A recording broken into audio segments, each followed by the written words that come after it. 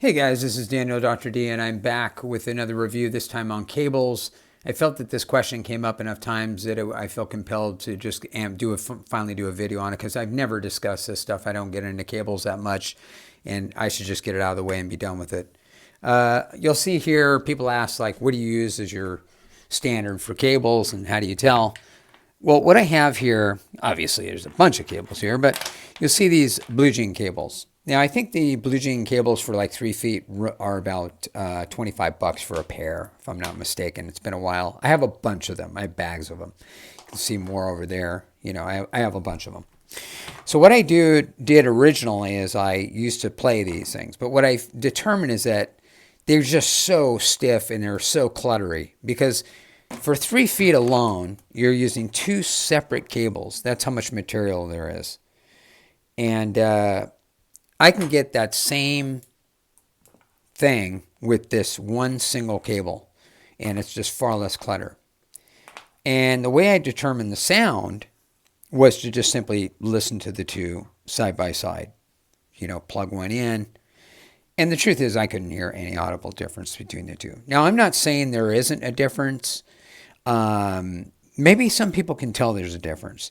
I'm just saying I can't hear the difference. And if I can't hear any difference when I'm listening, my listening experiences, my empirical listening experiences, in my opinion, it just doesn't matter. I wouldn't worry about it. I wouldn't lose any sleep over this.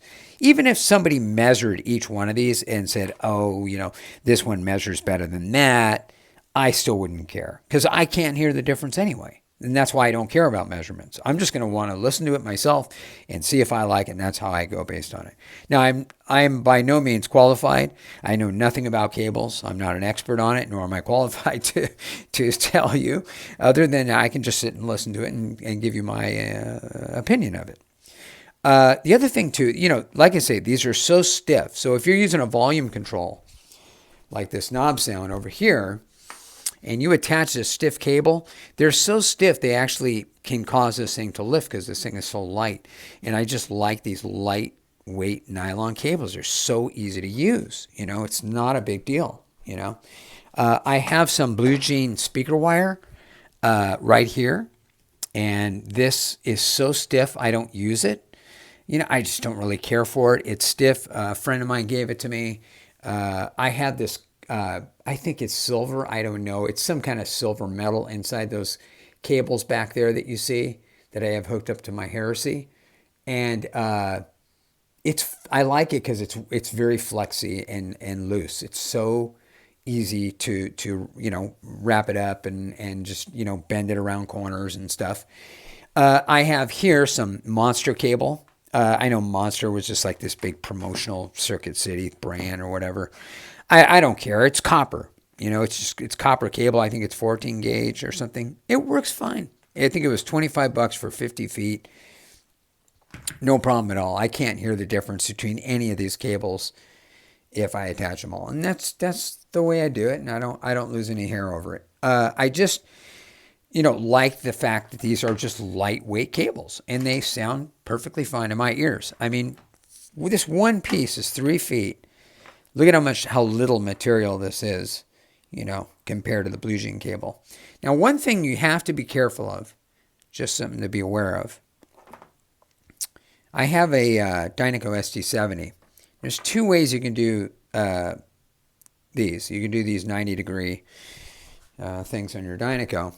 Now, I didn't have this experience. A friend of mine did, and he was the one that told me this happened to him.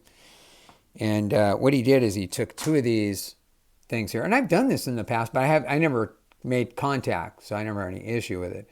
But when you put them in there, they're close. You have one here and one there. They're in close proximity of each other, and they can kind of lean down, and the bottoms touch.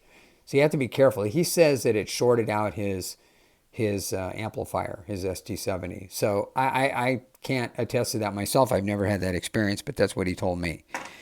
Now, if you want to get around that and you want 90 degrees, just get ones that are built, that are made. These are all knockoff brands made in China. I bet you that's coming from one or two factories overseas in China, and they're just labeling them with different names and whatnot. But they work fine. Like I say, $8 or $9, I think. And then they just go in that way, and that's it. And that's about it for cables on me. Now, something to be aware of, if it's of any interest to you. My friend Luigi is an electronics engineer, and he's far more qualified than I would ever be. And he actually opened up one of these cables, I'm sorry I don't have one to show you, but he told me he was actually quite surprised at how well shielded they were internally. And he said it's actually quite a good cable. I'm not the cable guy. I'm not the guy you'd want to talk to. There's certainly people far more qualified than I'll ever be. But I can only go tell you based on my empirical listening experiences that I think that these $8 cables from Amazon are perfectly fine. Feel free to share your opinions. I'm happy to listen to what you guys have to say. If there's measurements or things you want to discuss, you can tell me and educate me on the subject. I'm by no means an expert on it. And as I stated, everything with me is about empirical listening experiences. Just sit down, listen to it, and see if you hear a difference. If you don't, I don't worry about it. So that's my take on cables, and I'll be back at you soon.